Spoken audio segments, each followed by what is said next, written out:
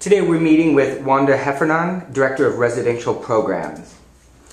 Wanda, in the most recent newsletter, you said SWORDS, quote, serves more current-era veterans who are homeless and or incarcerated or at risk of incarceration with legal issues that revolve around violence. Can you describe some of the factors that lead to veteran homelessness and incarceration, and why are current-era veterans more prone to encounter legal issues involving violence?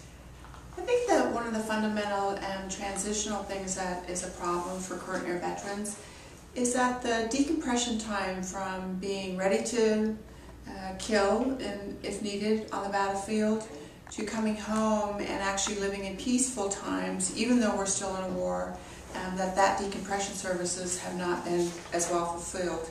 I do think that we have now a lot of veterans that are medicating themselves, that they have post-traumatic stress disorder, or they have cognitive issues now like traumatic brain injury that are not, doesn't have the best treatment.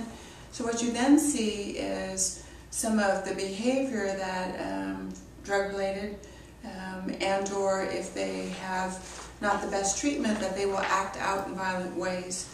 What we've seen is that they are returning to families, they're head of household, and or they're back in their parental roles, and they don't have the ability to manage their stress. And so we see domestic violence and we see other violent issues. So I think because drug addiction and treatment of PTSD or traumatic brain injury is not adequate, that we just see that a natural progression to more violent crimes.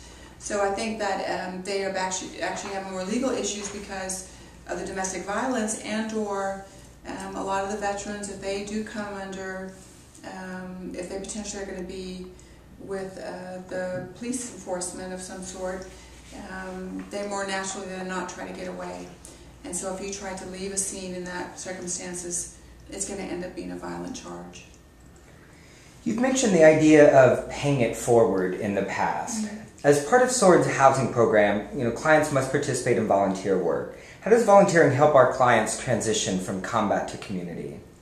I think one of the things that volunteering and helping others, it gets you a little bit out of yourself, enough to, if you give back to your fellow veteran, which is kind of the premise that we like to try to get these veterans into veteran-like community services, that actually really helps kind of heal the wounds that they're already suffering. There are war wounds that are helped by feeling part of something. We also find that showing up to a commitment on a very regular basis, to be groomed, to be standing tall as they did as veterans, and representing our organization, Swords to Plowshares, with our good name in community-based organizations and just elsewhere, that it actually helps rebuild their self-esteem and gives them the kind of small success that we think leads to bigger successes. And yeah, I think it actually helps really heal them.